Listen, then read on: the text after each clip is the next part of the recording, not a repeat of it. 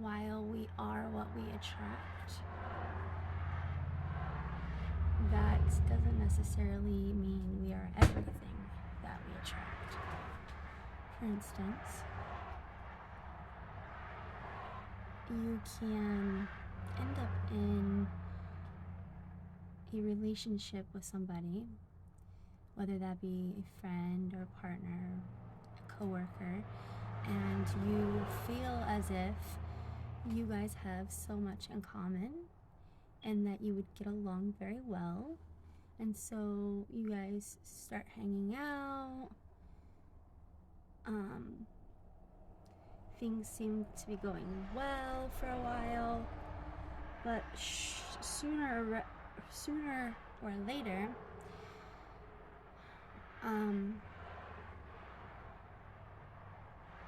you start to see some things within this person that you don't necessarily agree with, or make you feel uncomfortable, upset, sad, whatever, right? For instance, say this person has a lot of manipulating tendencies, okay? And they use these manipulating tendencies for their benefit, not for the benefit of all. So does that mean that you are also a manipulator? Not necessarily. You might not know how to manipulate at all. You might not even know how to lie. You could be like the most truthful, giving person there is. Or you could have manipulating tendencies, but you can use those manipulating tendencies for the overall good of all. For instance, like, say you're a CEO of a company and they say CEOs are narcissistic, right? But there are narcissists who don't use their narcissistic traits in bad ways, in only self-gaining ways, in me, myself, and I only type of logic, but more of a, what can I do to change this situation completely around? How can I take the shittiest of situation and turn or flip or switch these pieces that are already broken and need healing? There's some bugs that need fixed within this thing, and I know how to manipulate those pieces to make this puzzle fit back together and do us all good. Be of good to everyone.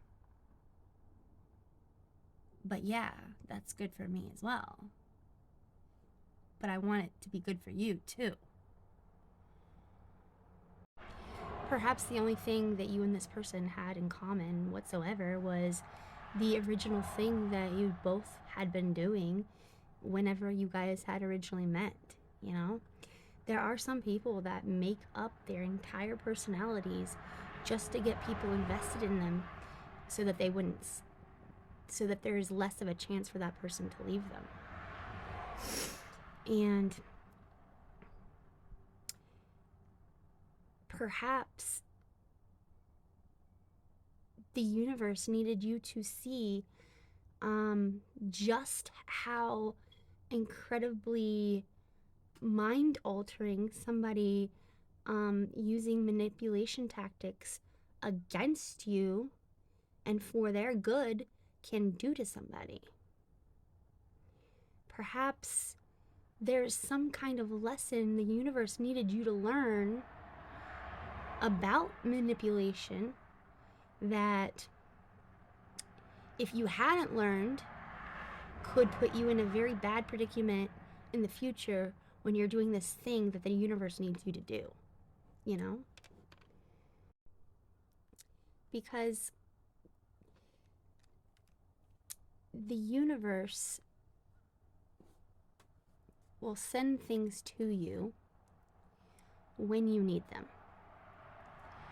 And no matter what happens between you and this person, the lesson was needed. The relationship was needed. The time frame, the cycle was needed. Now, the problem becomes when we're not aware of these cycles or these things that are playing out that need healed. And a lot of times we're not even aware that until we heal these things, they keep repeating. But you can't heal them until you step into it and become aware of it while you're in it, that you can change it. But that's also where astral traveling, and if you don't know how to astral travel, spiritual help can help you, because shamans, not all people call themselves shamans, but certain people have spiritual gifts where they can not only go into the astral and heal themselves, but they can go into the astral and they can heal others. Not heal others, but help facilitate healing, right? And when we go into the astral to do the healing, it works instantly, because everything happens in the spirit world first before it can manifest into the physical. That's why we say our thoughts are important, because our thoughts are a whole different realm before the physical. Because God had to think that he wanted to create this shit in the first place, right? So these things that I'm saying that make sense and aren't too woo-woo, with like healing your woundings and you attract what, or you get what you attract, or you attract what you are, which I always hated, because like I always came into contact with fucked up people, but I knew I wasn't that fucked up. I mean, I knew I could be fucked up, but I did my best not to be, right? So I would be always confused, like what is going on? Like, why am I continuously having these people come into my life if this isn't who I am on the inside, right? But the universe sends people to us that are not only exactly what we need, sometimes they are a little lower in frequency, and the universe will place you with that person in order to help that person raise their frequency. And you do that by healing them in some type of way that you don't even know half the time. Like, maybe it's just like you listening to that person when they told you something that was incredibly painful for them, and you didn't judge them, you didn't look any weird way, you didn't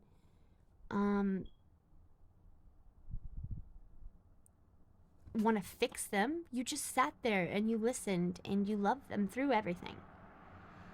And that was exactly what that person needed in order to heal some sort of attachment wound. Or sometimes the universe will put somebody in our life that is a little bit higher than us on the vibrational frequencies, because the universe needs you to heal something, and that person, whether that be smiling at you or giving you a compliment, is going to be the very thing that helps you heal that. But these people who are lower or higher still have something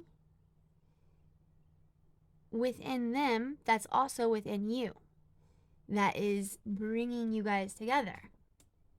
Okay?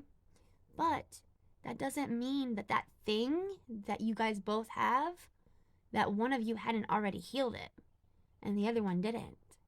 So if I've been addicted to the gym, and I kind of replace the gym with some other addiction, right? And I am burning myself out and I'm not even aware of it. The universe might send somebody into my life who had been through addiction in several ways and knew how to go within and become their own addiction, to be addicted to themselves, to their insides, to their growth and development in all ways, not just one. And what else? So, what if you don't know how to astral travel and you're not comfortable getting help with your spiritual healing from somebody else? Well, you can do shadow work, which is, you can do it in a lot of different ways, but it's basically whenever something triggers you, whenever you feel uncomfortable, whenever something just seems really off and you just don't understand what's going on or why you're feeling this way or anything, like you're just unsure about whatever it is, ask yourself why. Ask yourself what needs to be seen. What is the universe trying to express? What is it that you need to learn from the situation? Because maybe you need to learn that when you were in that first relationship and you weren't completely honest about everything within that relationship dynamic,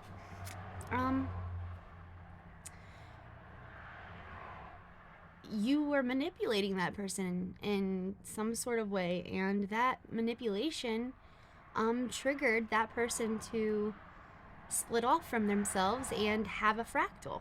And now that fractal needs healed within that person, and because you caused it, you're going to end up getting the same thing back. So somebody will come in and probably manipulate you even harder and fuck you up. And it's because you have to experience what you're putting out into the world.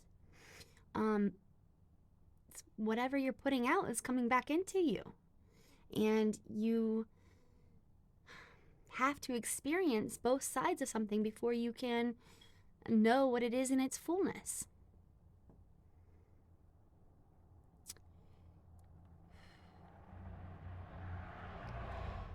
And as I'm learning more and more and more about all these topics, I just truly don't feel like we are ever supposed to be in any sort of contract with somebody. Because we don't ever know. You know, we're not the one that knows all things and how all of the pieces come together. And I don't think we're supposed to be in contracts because,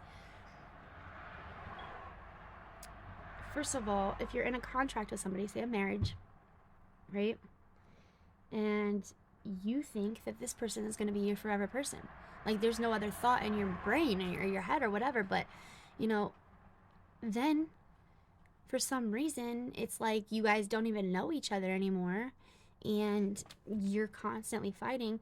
You're going to be constantly causing each other wounding, causing each other to step into these lower fractals from disassociation, and that disassociation can literally just be like zoning out for a second or full-on out-of-body experiences.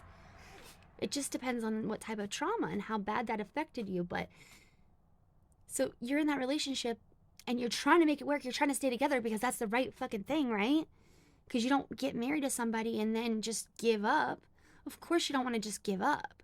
But if you have tried and tried again and nothing is ever changing, then that cannot continue forward, because there needs to be balance in all things. And when there is so much chaos within a relationship, that is racking up karma. And that's racking up karma not for just you or your partner, but for your children.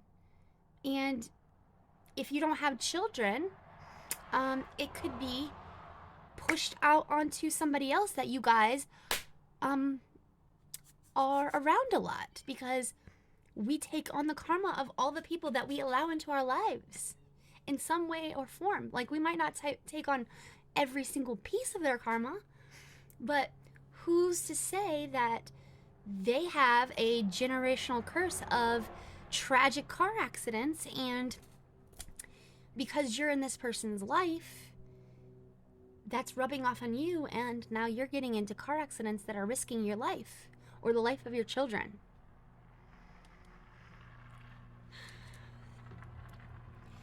Not to mention, unless that person is willing to grow with you anytime that there's change within you, anytime that you're healing yourself and things are changing, because they will change, you will become almost a different person, but it's actually not a different person. It's the person that you were all along, but you took off your masks. You took off your coverings. You took off all the layers that you built up because you were hurt and you didn't want to keep getting hurt. And so as these layers are coming off, you're changing, and the person that you're with doesn't know who you are anymore, and you don't know who they are anymore, or why you guys ever even got together.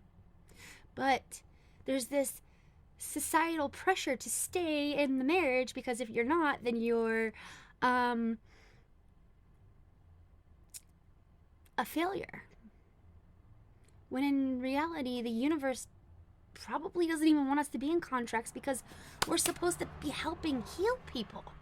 We don't know that our smile is the thing that fucking does it, or we don't know that it's our sexual energy that does it. And maybe flirting with a person in a innocent way is what helps them heal. But if you're in a marriage with somebody and you're flirting with that person in an innocent way because you know that person needs it deep down, somehow you know that, right?